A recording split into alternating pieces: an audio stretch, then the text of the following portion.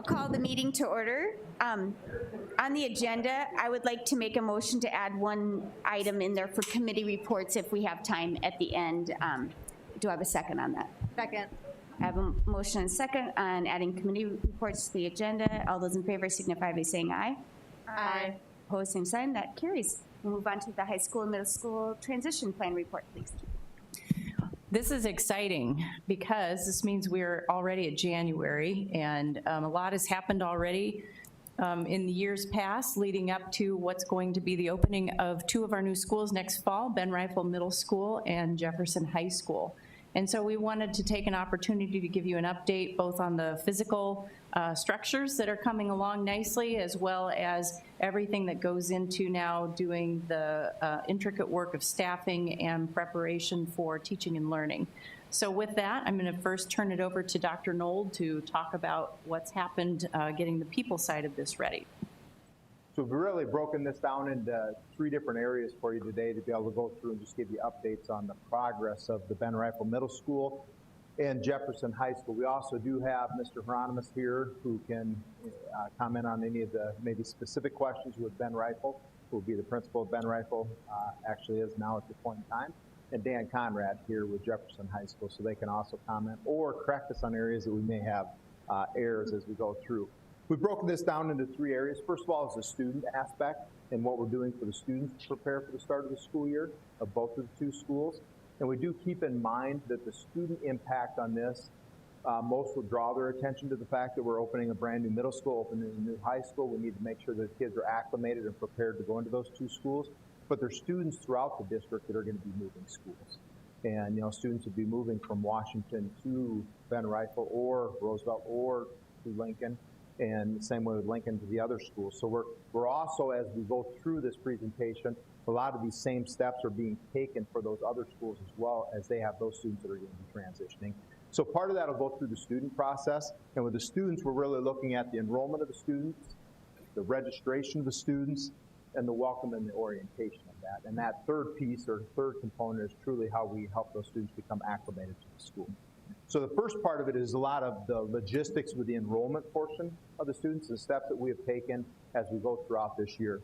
The first part of the enrollment is that grandfathering piece, and if you remember in the decisions that were made to allow the grandfathering for those junior students that are currently juniors this year that are involved in the process of the change through the boundary change that will be moving to a new school, that they did have that option to elect a grandfather. We did send notifications out and reminders out. December 1st was that initial deadline, and we had about a 70% response rate at that point in time, so we opened it back up, as you know, to the January 8th date, and by that we're going to have 100%, because now we're going to individually contact every family to make sure what their choice is, so there's no one that can say that they did not know. And so most 2 out of 3 schools have now submitted in. They made the full contacts of any of the remaining 30% that they have, and have identified which school they're going to be at. And so the other one will be obviously coming in here by the 8th. So that's a grandfathering process. That's the first step of that enrollment. The second process in there is really those students that were impacted by the change. So anybody 5th through 10th grade, because we know open enrollment starts on that December 1st date, so we wanted all students to have a fair heads up and notification that they will be changing schools. And we started with the 5th grade because obviously when they're going to the 6th grade, they may have anticipated, like a brother or sister, they'd be going to a specific middle school, but that may have been changed because of the boundaries being moved.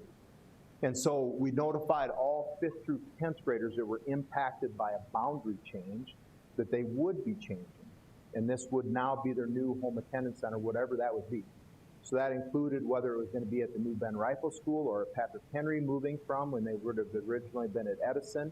It would have also included those individual students that would have been at the unique schools such as All City Elementary. All those students were notified that they would be going to a different school. So 5th grade all the way through 10th grade, we sent out those letter notifications. I don't remember how many thousand that was, but we sent those out to all the families so that they have an appropriate heads up on 2 different options that they would potentially have. One, they could complete an open enrollment application.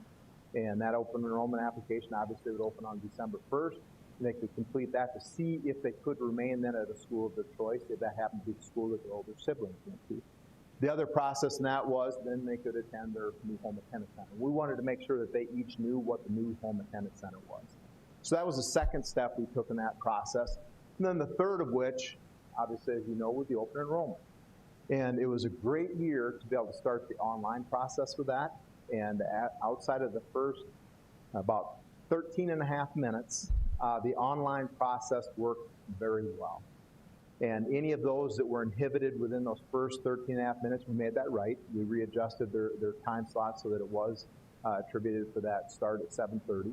And so we made sure any one of those, we made that correct with them. And the same way with the individuals that showed up here in person. Far more did it online. The vast majority did it online, but we still had 100 and some that came in here and completed a paper copy of that. We normally would run probably 200 to 300 on that opening day. We went over 1,000 on that first day by the time we got all those papers in and processed. And Molly is almost completed now entering all those in open enrollment because we keep a spreadsheet of that. And by law, we go through and take that in the order of application all the way down through the list. And we'll work through that process.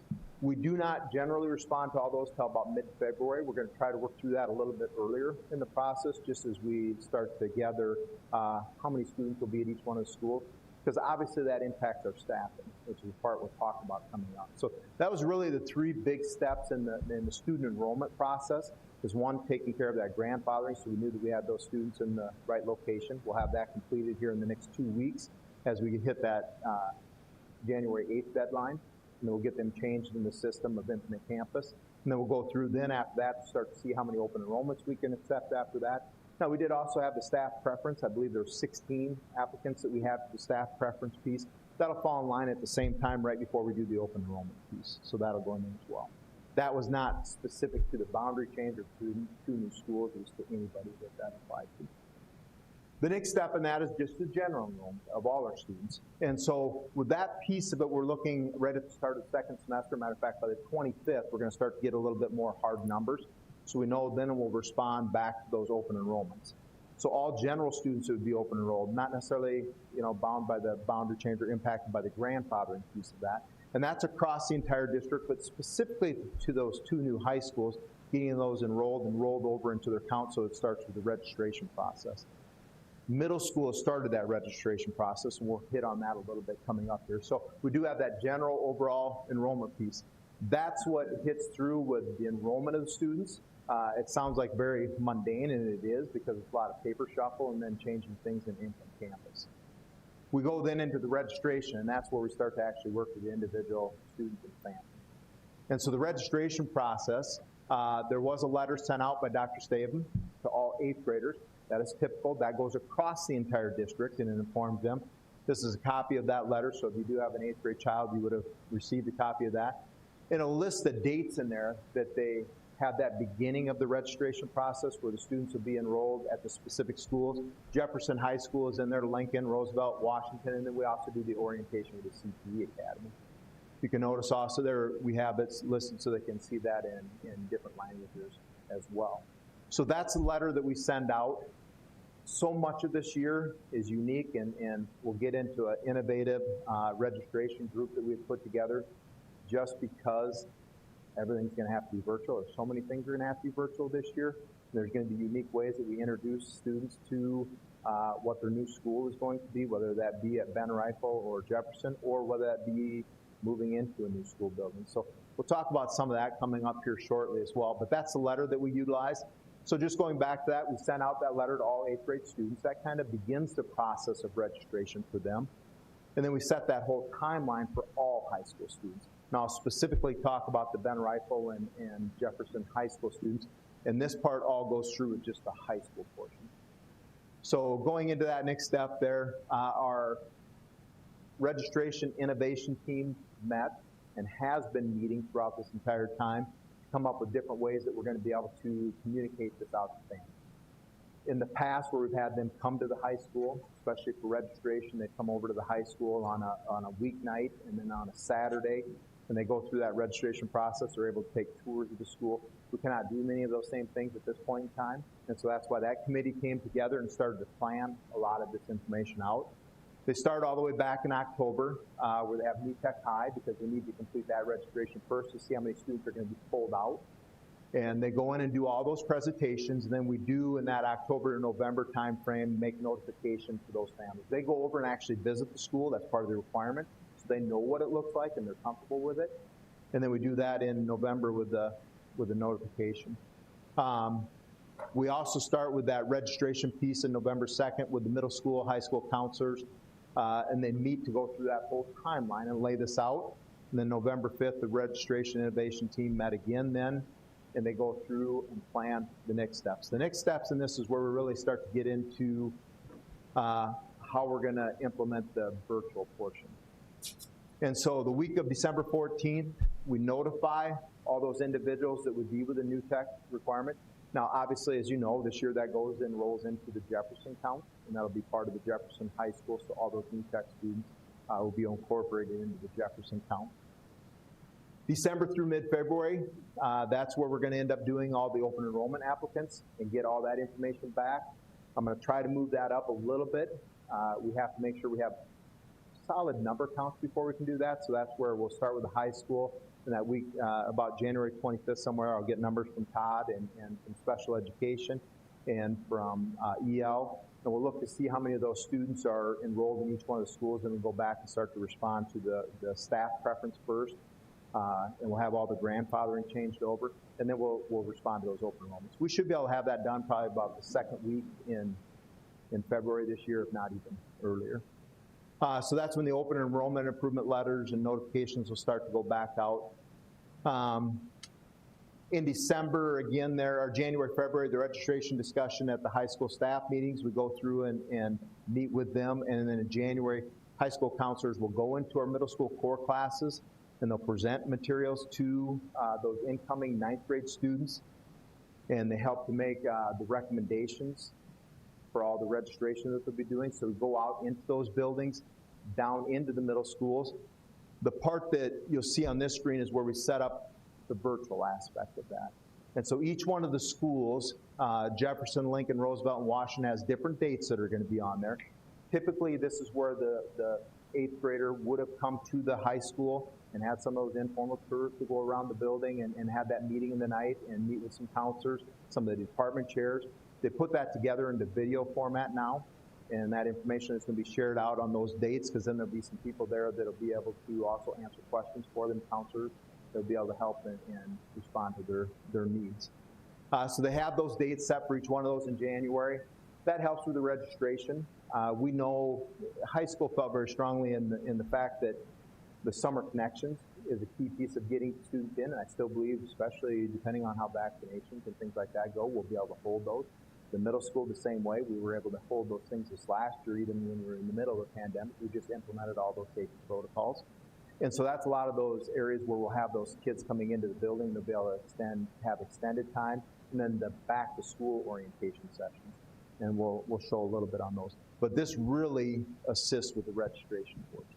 And is PBL, project-based learning, new tech's new name then, correct? That's New Tech High School. It'll be project-based learning, which is the New Tech High School at Jefferson. So project-based learning at Jefferson High School. And that'll be the program that'll be there. They will be fully part of the Jefferson school, but it'll be that program will be a portion of. And obviously, as you've seen, you've gone out to the building. It'll be incredible to go out and see it when it's finished, but that's a whole wing that they'll have in that area. But yes, that is the project-based learning. They'll participate in all, because that questions come in quite often is, you know, where do we participate in activities, and where do we do the clubs and the sports and cheerleading and band. It'll all be done at Jefferson High School and have all those things available for them. They will be a student at Jefferson. So that's the timeline that we're utilizing in January to be able to orientate those 8th grade students to the registration process and help them get registered for classes. We've always started with the 8th graders first, 8th and 9th grade first, and get them registered, and then we move into the 10th through 12th. Next step in there, the high school registration process, we go the 10th through 12th, and we do that all the way up and through the end of February. Middle school students, these are just mundane things that the middle school students, we now start to roll that over to the high school counselor, begin to do the enrollment when they get to that February 5th date, and that just has to do with where we roll into the new system. So they close registration so students can't continue to go in and change things, and then their counselors just go in and do that by hand individually. And then new students come into the school, we do the same thing. We go through and help to register them, and we keep that open to the middle school counselors, high school counselors, so they can go in and make those adjustments. And then the registration innovation news, that team will continue to meet because we need to plan out things for the middle school. Middle school, we wait a little bit longer on here because we need to get the high school done right away first, and then we start to move into that middle school process. So that's really the registration timeline for high school, and that's that second phase of having the students prepared.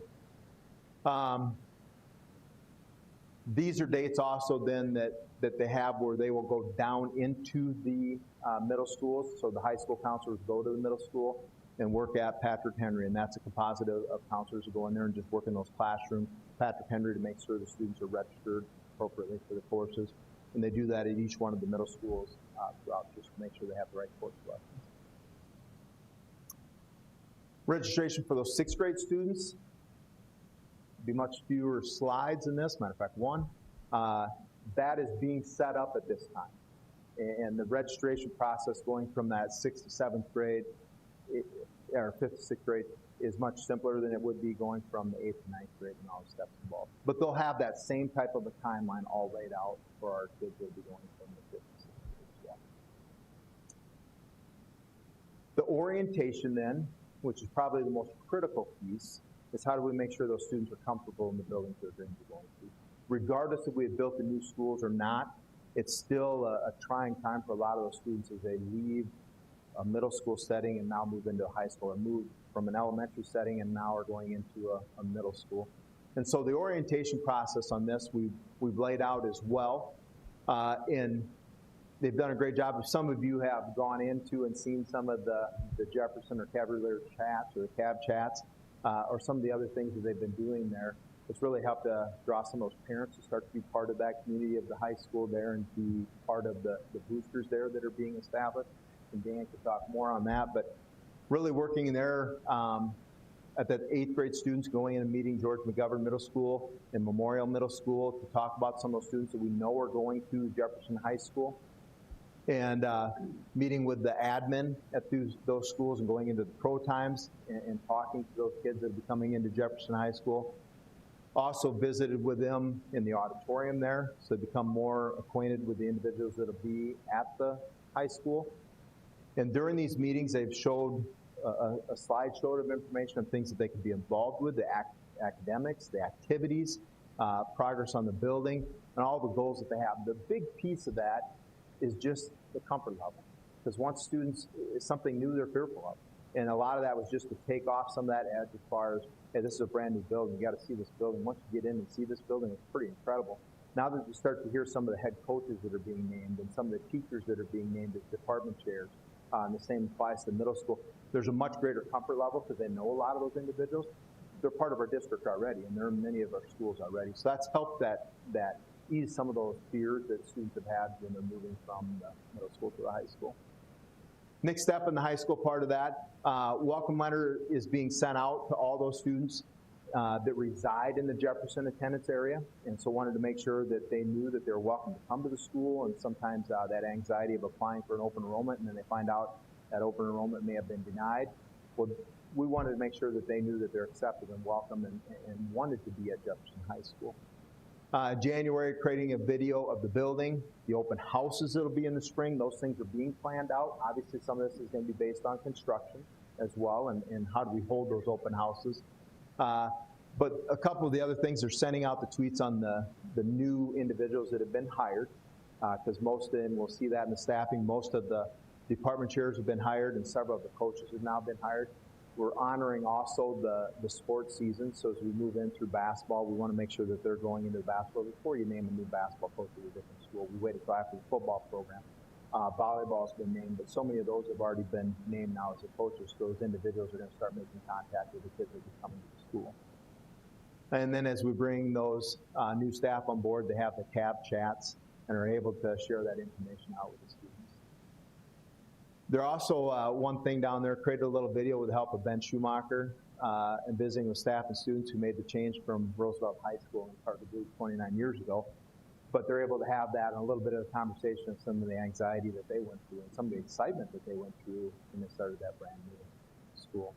So some of the excitement and some of those things and trying to be able to keep kids involved and informed. So we go into the next part of that, the special education staff. We are going to have those transition meetings with anybody that's on an IEP. The special education staff will meet with them and talk through that whole process of that change. The same way with our EL students, because there is the case managers who work with our English language learner students and that whole transition process. And they will talk with them. The Jefferson High School will have summer connections this summer. We're really looking at that to go into the July date. Matter of fact, the 12th through the 27th, because we're just not 100% sure of the status of the building in June. And a key piece of that is going to be to have them into the building and going through that part of it and seeing the building. And freshman orientation, obviously we will look at that, the tentative date in there, but to get those students into the building. I believe as a high school principal, that's probably the key component, because that's where they all come together as one class. There's not a question of where they're going, because they're all there together as one class, and you do a lot of different activities and events with them on that day, and it's an orientation day, so they get to know the school. Many of the same things will be done with Ben REIFEL and their welcome and orientation, so you're going to see a lot of the very similar part of it. A lot of those things in March with the counselors and the athletic coordinators meeting with those students that are going to be coming in, and they've gone through and talked with them. But a lot of this is going to be done by the virtual tour and the virtual videos and conversations with those students, and that being shared out. And a lot of it is also, again, to just ease that anxiety of those students. There's not as much fear sometimes going from that elementary to the middle school, but definitely is, any type of a change like that. So we want to make sure that we have those things prepared so those students feel comfortable coming into a brand new building. And then in late March, the administration and counselors, again, will be visiting with those incoming 6th grade students. They have that welcoming video, like we said, in the virtual tours. And we're also hoping, depending on how that works, that we can potentially have kids come in there. If not, have a completed building that they can see the more virtual tour of and be able to get that. That's something that we've done with all the middle schools, our elementary students coming to middle school, that tour of the new building and being able to come over. That's all going to be done virtually at this point in time. We still hold out a hope that we could maybe do that in person, but most of that will still be done virtually. So that's really the 3 processes to help our students become acclimated. Quick question. When we talked a lot about this during the boundary process, also making sure students who maybe aren't going to the new buildings, but also still change their boundaries. So I'm thinking like students from that Whittier neighborhood that are coming to Lincoln or east or west of Minnesota going to Roosevelt and George McGovern west of TLS. Are there same processes for those students as well? Yes, and that innovation committee is going through those and creating those videos and tours and the information, because it's not just going to be, you know, the 8th graders are going to be moving, but those current 9th, 10th, and some 11th graders, and so they're putting together those pieces for them as well. That'll be done for the registration process. It'll be a little more difficult for the registration process because obviously they're still going to be in their schools, and those counselors will work with them. Their registration will roll into that new school, but then we're also preparing the virtual tours and the information that they can go out and see as well. They'll see what that new school looks like and the orientation. In the fall, when we do the freshman orientation, that's where a lot of them are talking about what things are we going to set up, and that's still in conversation, but what things are we going to set up so those kids can be welcomed in, much like we would do with the freshman orientation. And same with middle school for the George Lake. Thank you. I was just going to add, I know I have seen spirit wear for Jefferson. I have not seen for Ben REIFEL, but I think that that's also a great way to bring together a community of people feeling like they're all together. So I don't know if there's a plan for Ben REIFEL to have an online store or something that is exciting for those kids to get something new to wear to school, you know, and be part of that. So I know Jefferson, I've seen a lot of people sharing that, but I didn't know if there was something similar for Ben REIFEL. There is. Working with both right now. Awesome. So we're just putting the store together to finalize with Sure. that are used to Ben REIFEL. We'll send that out. I'm trying to be respectful of those kids still being at Whittier and being at Patrick Henry, and yet still wanting to build that connection with Ben REIFEL. So we've got that launch Awesome, thank you. All right. The next part is staffing, and I'm going to talk a little bit about the leadership team and how that leadership team has come together and the training that the leadership teams are going through currently to help build the processes for a new building. Because when you build a new building, if we do the same things that we've always done, we're going to get what we always have. And as we move forward, those structures look different, especially Jefferson, but you're bringing that whole team together and it's a new group.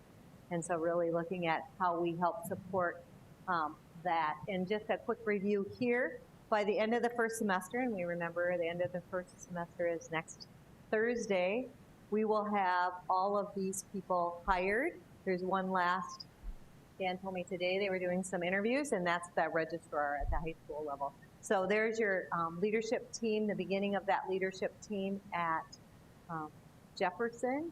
We have Dan Conrad, Dolly Anderson, Lance Siebenhaller, and then Chad Statham. That's our admin team. And then at Ben Reifel, Shane Hieronymus, Rebecca Van Drocklin, and Darwin Brown. Those have all been hired. The lead clericals are hired and on staff, and I thought as we look at this, Jennifer and Jennifer. And so I thought that was fun. And then the registrar for high school is, they interviewed today. So that should be named by sometime next week. And the timeline here, again, we're gonna make sure that we have all of these people hired by the middle of February. Some of them are being posted, some are in process. The department chairs, most of them are done. There's one department chair left to hire. Team leads are hired and in place. The head coaches at high school, as Dr. Knowles referenced, waiting till some of the seasons are completed to honor those seasons. Head directors, same thing, making sure they're in process if they're not hired already, knowing that some of those have performances that they will need to do or auditions for their different groups. The librarians in process. Middle school counselors are completely hired, and the freshman coordinator at the high school at Jefferson is in progress. And so then what we did was we worked with the architectural firm, the DLR group, and they have an educational component and a training component, Bold Schools. And so we set up that training for them to really look at that organizational change and that transformation process. And really looking at what we do. The first workshop was held that week of December 14th, and we really looked at that leadership, how that leadership helps build the culture in the building and the instructional practices that go with that, and especially when we think about the new structures out there and the new learning spaces, and how at both buildings they have bigger learning spaces, and how do they utilize those, and then what's their mission for each building. And so they brought their leadership teams together down here. The trainers are in Texas, and they had to Zoom in because they couldn't, if they traveled, they couldn't have Christmas because they would have had to quarantine for 14 days. Our next training, day 2, is Monday the 18th, and they will be here on site. And so our teams are very excited about that. So as they work through this, the first thing they did is work on their mission. What is their mission for their new building? And they really looked at that guiding purpose, the why, of the beliefs and the values that guide the school so they have an effective learning environment. And then they looked at their campus learning profile, and that's really that North Star and what guides their mission, that collective efficacy of all, we can all do this together. These are all our children, and all means all. And so they looked at inclusive choices, bringing everybody together. It's selflessness, meaning we are all in it, and it's not about what's best for my program or my classroom. And then creating an environment of excellence throughout that building. And think of this as day 1. So, and then they worked on culture. What are their expectations for that culture at their building? How do we build relationships with our students? What's our expectation of the whole staff at that building as they greet students, as they greet parents, as they greet each other? And then looking at global empathy and knowing that we're inclusive of all our students and all our community. And then teaching and learning outcomes, again, that guiding purpose. And they really looked at unconventional work, meaning how how does the world of work look different than it does this year, 10 years ago, 25 years ago? How do we prepare our students for the future, and what can that look like? That informational age, moving them more into that technology age, and I think this year just pushed us leaps and bounds forward with the technology that we're doing and the way that we're providing instruction for our students, and that they're a free agent. And so when I move out into the workforce, many of our families, many of our students will be entrepreneurs, and they will be self-employed. And so looking at how do we help set them up for success, and what do they need to do to build their own business. And a service economy, of course, making sure that we are looking out for our community, that we are helping provide services for others, and then that global impact. It's not just Sioux Falls, South Dakota, or just South Dakota. It is that global impact and what they will interface with throughout their lives internationally. And then, so day 2, that will be Monday the 18th. Our groups will come together, and they're going to start really looking at the systems and the policies and the structures. How does that social climate and the needs and values go into their building, and the skills that they will need to help push that forward. And again, this will happen next week, and then they'll start with refining their learner profile, that North Star. They're going to really tease that out. They had homework to do after they left because we couldn't get it all done in one day. And then they're looking at success metrics. How do we measure the success of the implementation or the opening of Ben Rifle and Jefferson? So what's that look like? What do we need to see at the end of year 1? What's success look like at the end of year 2 and at year 5? And so really looking at projecting forward and setting those goals. And so we have the leadership team on board. The entire staff will come on board and be ready to go in summer, and then their teams, the leadership team, will help embrace that staff and bring them forward so they're ready for those students as they walk through the doors. And when we say walk through the doors, we know students are starting already. Like you said, they have spirit wear, they're registering for classes, but how do we help that process to make them feel welcome and comfortable as they open those new buildings? So that's the leadership development for our leadership teams at Ben Rifle and Jefferson.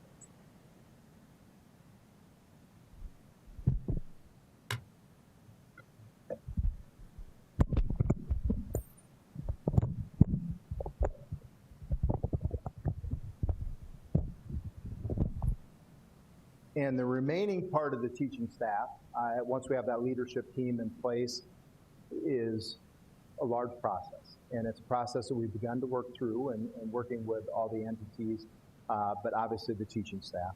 And so many of the department chairs, which are teachers, or the team leaders, which are teachers, have been hired and are in place now, and now it's to fill out the remainder.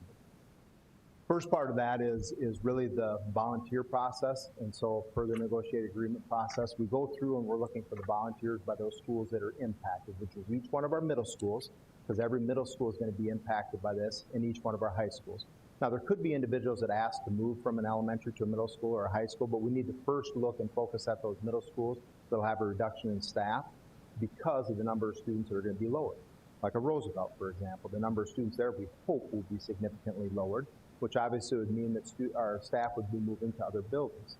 So the first process in there is looking for those voluntary transfers. We did send a letter. This letter was sent out to all the staff at the middle schools and high schools to ask for volunteers in the movement of that process. And in the letter, there's a very simple application and a Q&A for them to be able to go through and look at it and have some of their questions answered. The application process is short. There was, within the first couple hours, 30 some that had, and then shortly after that, there were 60 that had applied to be able to look at a voluntary transfer process over to new schools. And so that's one step in the process of that, is looking who will go to, and then that abbreviated application. And so that letter is that first kickoff.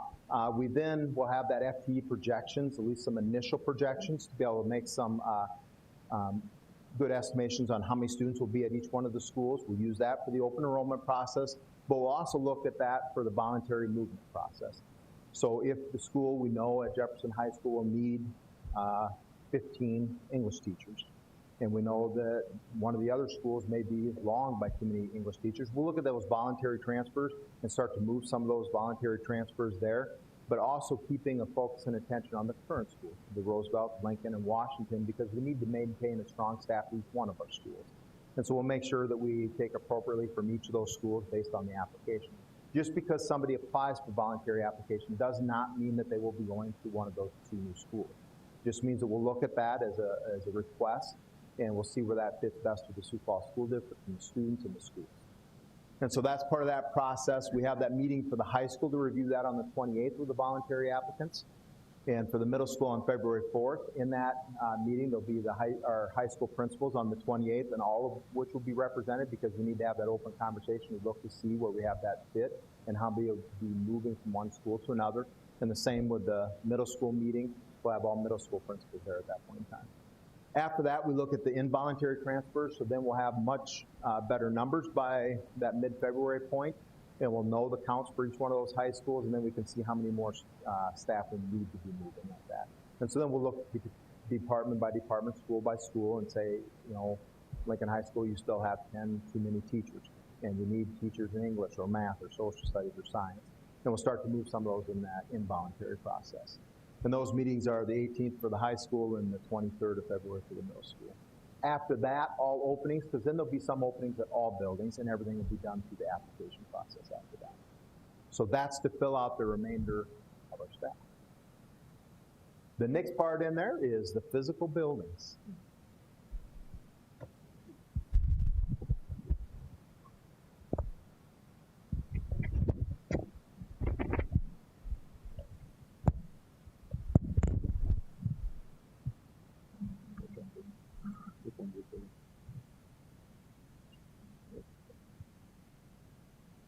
Okay, there's way a lot going on that I'm not even aware of, so I'm going to stick with this.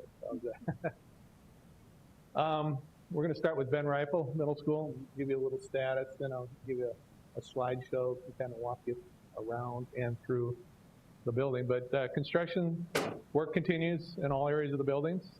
All site construction milestones for the building were met. First layer of asphalt on parking lot and driveways have been completed. Faith Avenue curb, paving, tie-ins to 41st Street, and lighting just went up last week. That's all completed. Football fields were seeded, drainage work completed. Track has been paved, field event areas are installed, and perimeter fencing for a majority of it is installed as well. A contractor indicated I've been kind of pushing them a little bit because I think they're behind. They've indicated they're slightly behind schedule, but assures us they're on task for completion of that June 1st. So they're assuring us that everything is there and ready to go. We've been working on furniture and equipment listing by room. That was completed in November. Purchasing has that list. And are soliciting price quotes for identified furniture and equipment, and they should be arriving on site June 1st. Now, Shane and the library people just finished up with the library part. We broke that out into a separate area, and that just came through last week, I believe, wasn't it? And for their approval, and so that'll be going through purchasing and getting the process to you for approval. So you'll see a lot of purchase orders, contracts, and those sort of things that are coming to the next couple months concerning that. Computer network equipment, wireless access points, security cameras, phones, card reader systems are all under contract, ordered, and will be installed as the building gets to those points. We've actually, at the high school, have installed some cameras in the gymnasium on high spots so we don't have to work over the new wood floors. So things are progressing there. If you notice the staffing, I put my staff in here. So we'll be starting the process of building custodial manager and engineers in March for the new Ben REIFEL Middle School, and with the hope to have them on site in late April to train with the contractors so they understand the building. We'll start waxing floors and get ready for furnitures to start moving in, and get ready for the building to be occupied in June. So I'm going to walk you through a quick slideshow of what's going on. This was pictures taken in December 28th. And you'll see quite a difference between Ben Rifle and Jefferson. Just remember, Jefferson needs to be further along because it's double the square footage.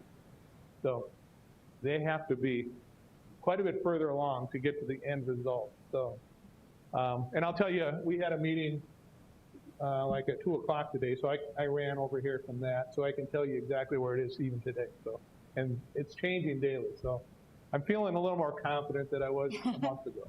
So. Okay, this is Ben Rifle on Faith Avenue looking south. You can see the new road.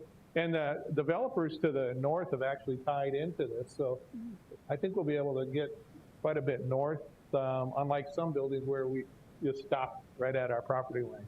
So that is Faith Avenue as you go, and the lights are now working on 41st and Faith Avenue. Northeast corner of the building, that's A1.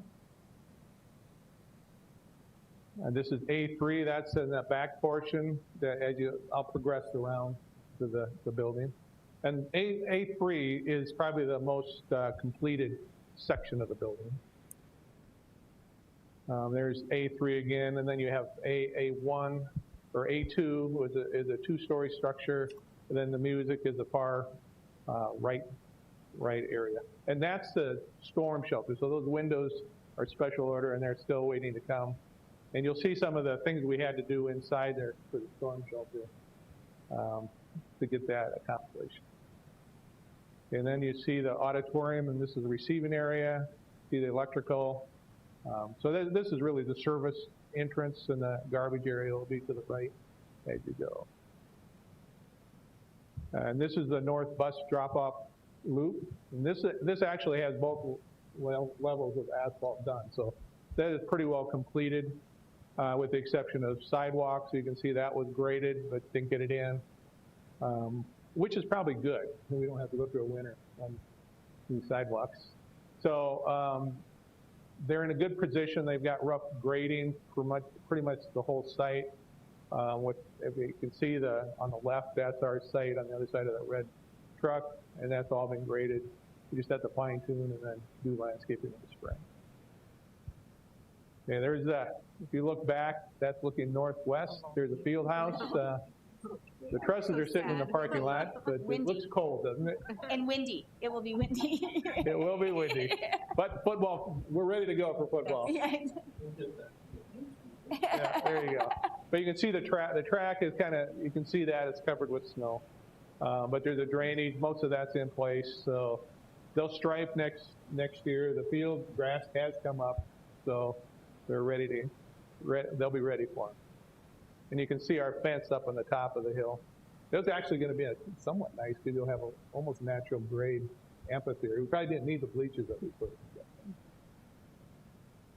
in. Okay, and this is from the other side. This is our property.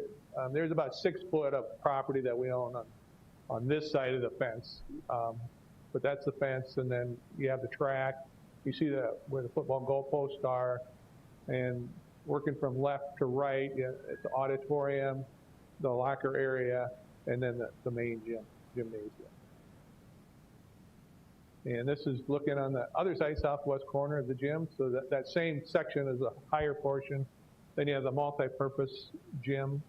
And they now have the glass on that curve or portion up there. They don't have the specialized pieces of the curve, but they have glass almost all the way up now. And this will be the main entrance, and you see A2, that's the office area as you look at that building. And this will be brick, so they lost all, when we had that 50, 60 mile an hour wind, they lost all the shelters that were around that, unfortunately. So that slowed them down a little bit. And this is the southeast corner of A-Wing, looking at the library, and this would be the entrance to the parking lot and the drop-down in the front. Okay. Oops. Right, I kind of set these up on both buildings to go from the least finished to the most finished, as you can see. But this is the inside of the gymnasium. They're putting electrical conduits there. They've got the ductwork, if you can see right there, coming through the walls, and so they'll be putting that in. They're finishing up the final masonry on the wings at the movable wall, and that's pretty close to done now. And then moving down, this is the commons area. This floor, it's not poured yet, but it will be poured tomorrow. And by midweek next week, almost all the floors will be poured in the building. So it never looks as finished when there's gravel on the floor. And that's the kitchen area. The plastic you see is the curing. They're doing a wet curing on all the floors. This is one of the first I've seen they did that. That's off now. So all the rough ends and everything for the kitchen is ready to go. This is the auditorium stage. As you look, they're bringing up the proscenium opening, the bricks on the side. There's a lot of work because all those walls go all the way up to the ceiling in that area. So this will be the last area that probably completed. Yeah, it's the boiler room. My photography isn't great, I shouldn't say. So sorry about that. And this is the band room. I was talking about the shelters, but it's a concrete lid. So what we've done is put an acoustical ceiling adhered to it so we can have the sound get deadened up there so it's not bouncing all over. And then we'll have some openings around the ceiling that will allow the sound to go up and be acoustically attenuated up top. But you can see that all the electrical is roughed in. These rooms, unlike some, where you do a lot of sheetrock work, these rooms will finish out fairly quickly. So the confidence is getting better. This is administration office area. I think this is their conference room. So they've got the sheetrock in there and it's painted. Rough ends are ready to go, and that's in that A2 portion. This is the library looking to the walkway. And those door frames, there's window frames in those openings. If you remember McGovern and Memorial, those was just delivered to the site, and they'll be going in first part of next week on the top. And got one here overlooking the library. That's looking from the top walkway, looking down. And what you're seeing there is about 80% of the casework that's already arrived, and they've started putting those into classrooms. And this is the walkway looking at the other section. That storefront is installed. They're just waiting for the glass to arrive, and they've got the plastic coating. Yeah, this is A1. This is the very end, as you can start seeing the various levels. This is fully painted now. All the mechanical and electrical are installed. And you can see the ceramic tile. There's a restroom bank just done to the right, and those are complete now. So they'll start working their way through. But ceramic tile started in bathrooms, and they're going through that. This is the classroom in that A1. This has ceiling grid now, and it's fully painted. And then this is the classroom in A3 where we have lights, ceiling grid, and the casework now has been installed in all the classrooms. So you can see the progress even from the 28th of December. Okay, now we'll move on to Jefferson. Construction is going well. Kitchen area and boiler rooms have been completed. We actually have done the final inspection on those areas. First layer of asphalt on the parking lots and driveways have been completed. Perry Avenue is complete, and we've turned that over to the city already. There's a couple little things we have to do as far as cleaning out some inlets and that's where they take full control of it. Track, the base asphalt is installed. Surfacing will be installed this spring. Football practice fields are seeded. Drainage work is complete. Tennis courts have been complete, including the top surfacing. Perimeter fencing has been installed. Lawn irrigation systems have started, and tree plantings have begun. And they think they're a few weeks ahead of schedule, and we anticipate a May completion for the project. Now I just, on the furniture, well, we'll go through that, I'll tell you when we get there. But furniture and equipment is listed by, it's about 95% complete on December 1st. We're still trying to finalize music and tech ed areas, working with Dan to get those finalized. And purchasing has begun. I think most of the furniture is under contract for the classrooms, offices, and those areas. And just worked with them this morning, and we're going to start bringing in furniture and desks and some of that on May 1st. So we're going to start moving through that then. Computer network equipment, wireless access points, security cameras, phones, cards, all those are under contract and will be installed as progress begins. We've done some cameras in the gym on the high areas, and they're roughing all the card readers in as we speak. So we're going to start the hiring process in this for the high school in February, and we're doing the high school first. So because the dominoes will be high school, and then so we don't have somebody in the middle school, because that will be the higher level position for the custodial manager at the high school. So we're going to try to do the dominoes.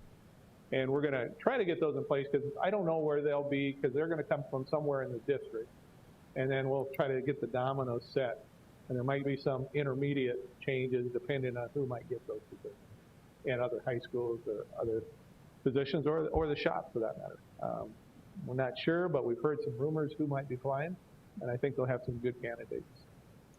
So that's, hope we have somebody in place for April 1st to go out there. And so I'll start with this slideshow. This is Terry Avenue looking north. That has been complete, both layers. So you can see the sidewalk. Now they haven't gone much past our property line for the sidewalk, but if you've been out there, they've got the grading in place for the sidewalk we added to CTE. So that will be poured this spring, but they've got the grading there so that they can see where they're going to be heading. The developer to the north has started the Terry Avenue extension to Maple. So that will be done for the school start as well. That was part of our purchase agreement when we bought this. So those things seem to be coming in place very well. Okay, this is southeast corner, and this is the south entrance drive. And this, I think, for those who took the tour, that's where they came in. The construction trail is just to the left as you go. But you can see they've started putting the panels, the white where you see that lift, is they're installing the metal panels that will go on there, because that's metal panel, a green metal panel that will be there. That green that you see is a air barrier. It's not anything that relates to the Green color. the building. So that's not, so Dan doesn't have to worry that that's the wrong green. This is, now as we're going to kind of walk down to the north. This is, H is a longer one, and then F wing. H is the new tech wing. And this is, new tech wing will be the last academic wing complete. As you can see, they don't have the window curtain wall in yet, and they got some windows going in.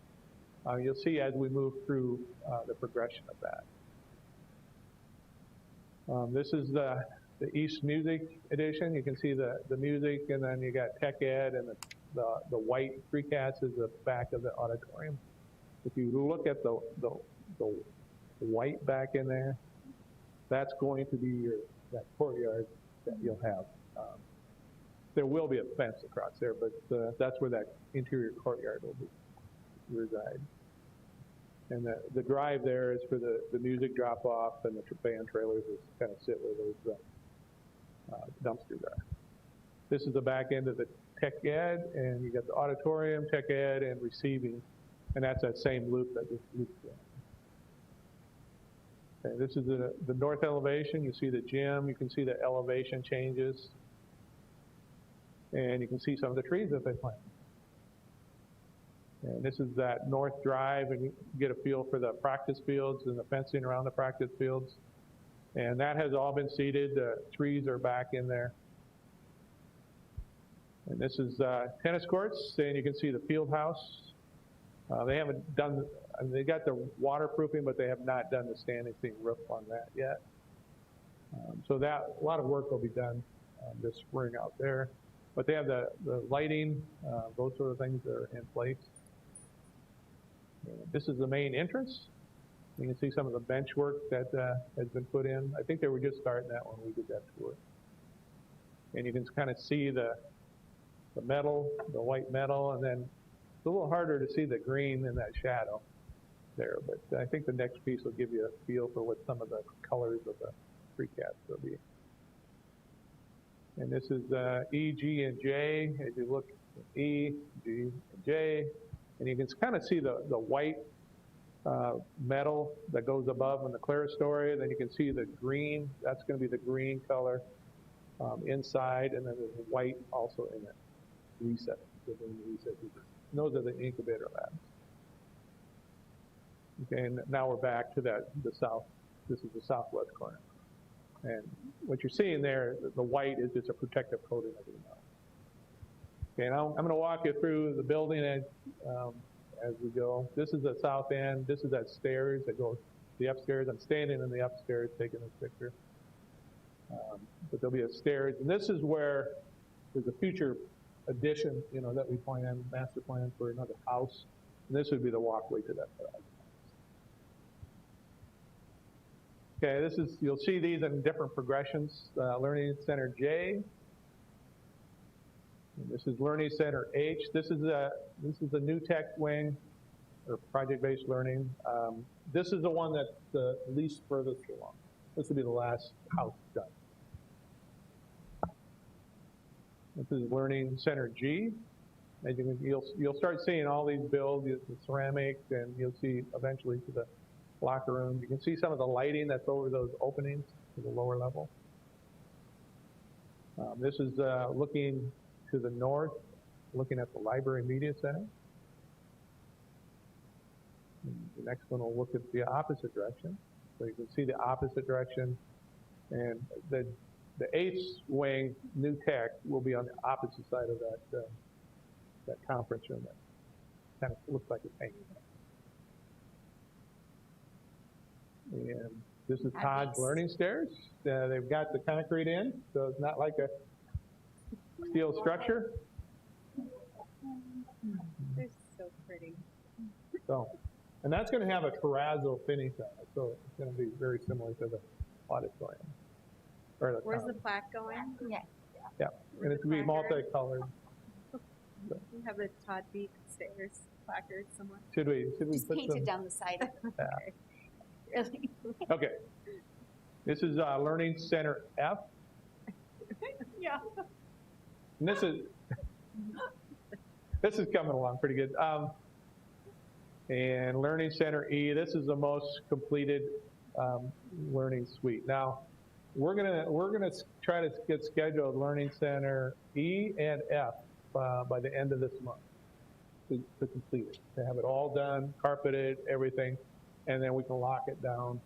And then we're going to work with the contractor and Ryan about getting the monitors installed and get a jump start on some of that. We could probably get furniture in there a little earlier, but I think we're just going to, I think the first part of May. Okay, and this is one of the bathrooms. So this is Learning Center E, which is the furthest along. So they've got the bathrooms pretty much completed. Yeah, well, Bathrooms are important, Todd. it is what it is. I had to get something that was fully completed. Material for you, Todd. Okay, and this is the commons as it's coming together. They've started doing the ceiling work, the linear lighting. We're having them rework some of these soffits. That's what you see, working some of that up in that sheetrock. And they just started. They got the first 2 pours yesterday poured on the terrazzo. They're going to start working from the very north, working south. And that's about a 6-week process. Okay, and this is Commons looking at the opposite direction with the stairs that go up to the second level. And they've got the bottom, that's all ceramic on that seating area underneath the stairs. It's complete. This is the main reception administration area. That's their work counter, looking towards the commons. This is the gymnasium. Now, the gymnasium, the wood floor just started Monday. So they just got the wood floor, and yesterday we're just putting the first pieces of the substructure. There's a couple weeks of work just to get, before you get the maple put on there. But they have started the wood floor. And that's the kitchen servery. And our new food service director went through earlier this week and thought it was a pretty nice facility. And there's the boiler room on that one. We're actually, those are the chillers that you're seeing, but we have the chillers inside. And we did something different here is we dual put 2 of them in, and they can stagger, and it should be a 50-year solution for this. And we were able to get a little smaller unit and get quite a bit longer life to it. And this is tech ed area. This is they left this open so they could access the auditorium. And this entrance that you're seeing now is now enclosed, and then they'll be pouring this out, and so you won't quite see it like that. This is the auditorium from the back of the stage looking up. They've just started, they finished the orchestra pit wall, and we're working through that. And so there's a lot of work yet to do in the auditorium. But the upper part is looking good. They're working on some of those side things. They're putting the racks for lighting, and that's what those cutouts are for. And what you see in the center is actually the control area. So, in summary, both projects are on schedule and on budget yet. And I wanted to give you a little feel for where we're at. And this is from December's pay app. There's $10 million left on Ben Rifle and $11 million left on Jefferson. Now, you can probably take about $1.5 million off each one of those since we just received the December payment or at payout. So. Thank you very much, Jeff. That's what we have. We like seeing on time and or on schedule and on budget. What's that? We like seeing on schedule and on budget, so thank you very much. Okay, Any thank other you. questions for Jeff? Pretty exciting. Yeah, very Yeah. detailed, comprehensive, thorough, conscientious report, and most people get overwhelmed in building a house, and you're keeping 2 large buildings straight, so thank you. Okay. Thought you might wanted to see how it was done. I'll move on. Todd, do you have any committee reports? And let's be mindful of the Yeah, time. yep. We're a little after time, so if everybody has like a minute, if they want to give any committee reports for. And turn on your mic. Let's see, the accessible housing, we haven't met yet. We've done 1 Zoom. I'm on calendar committee and we have a meeting coming up. Path committee, we have a meeting coming up next week. PTA, I don't believe has ever met. And safe and secure schools, we meet twice a year. Thank you, Carly. Okay. Policy, you'll see on our upcoming agenda, we have several policies. All will be revised with very minor, if any, changes. So nothing to be alarmed of there. And then we did have insurance, and I'll just be really brief. I thought since we're still in the middle of COVID, or in some stage of COVID, I thought it was interesting to just share that from year to date, so we have 2,219 members that have been tested for COVID. 70 of them have had antibody tests.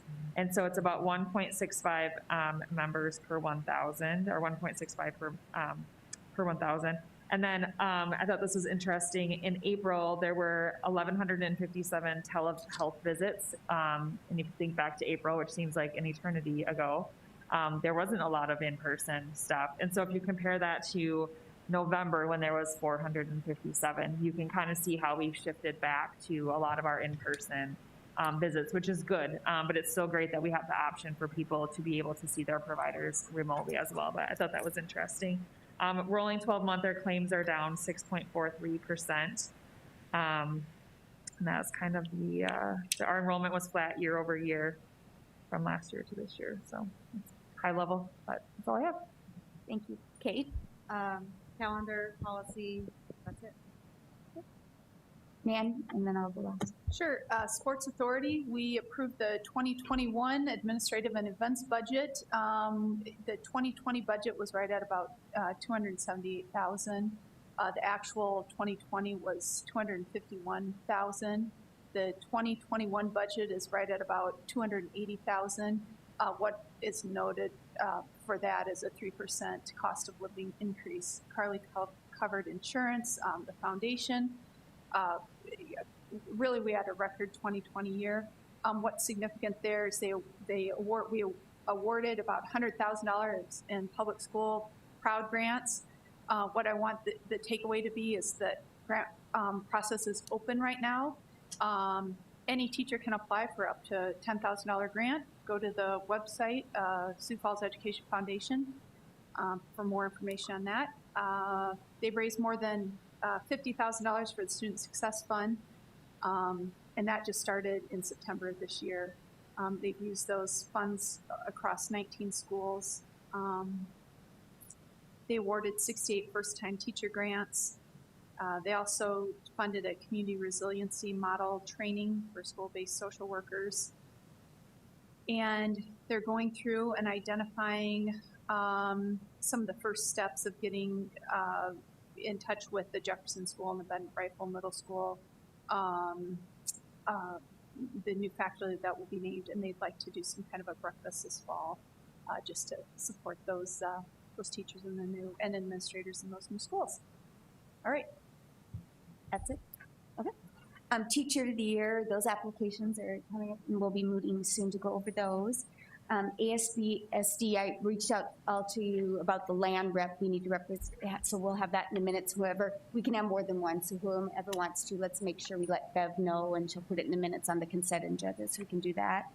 Early childhood had a meeting, and just everything's going great. School's going great for the early childhood, so just keep on plugging away there. Hayward Park project, I let you guys all know about that. The Parks Committee has approved that.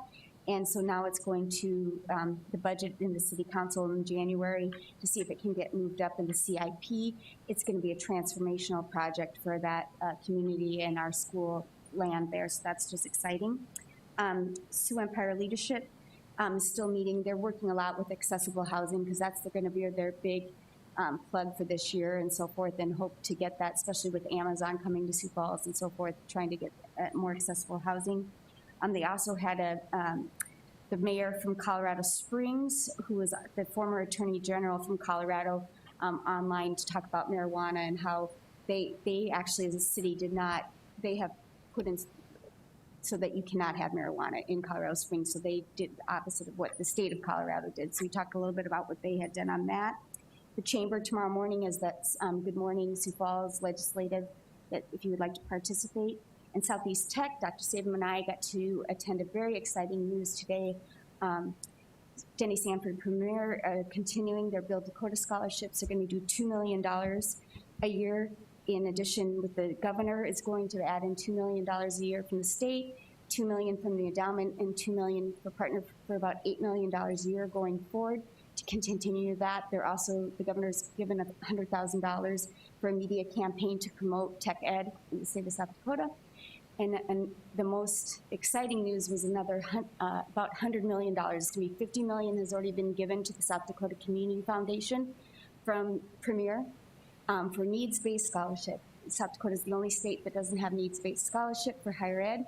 It's for the 6 public universities as well as Augie and USF because their footprint Premier is in Sioux Falls. They will committed to another $50 million going forward for a total of $100 million. The governor has asked the legislature, they have to approve it for $50 million, so that will be 150, and they hope to get another $150 million from other partners throughout the state, so that will be $200 million endowment at South Dakota Community Foundation going forward for these needs-based. So it's quite an exciting day for South Dakota to have that, and we as school district need to get those kids to the finish line so that they can access those both Build Dakota and needs-based scholarship called Premier Scholarship. So exciting. Anything else? Otherwise, we better get over to Southeast Tech. So do I have a motion to adjourn? So moved. I have a motion second.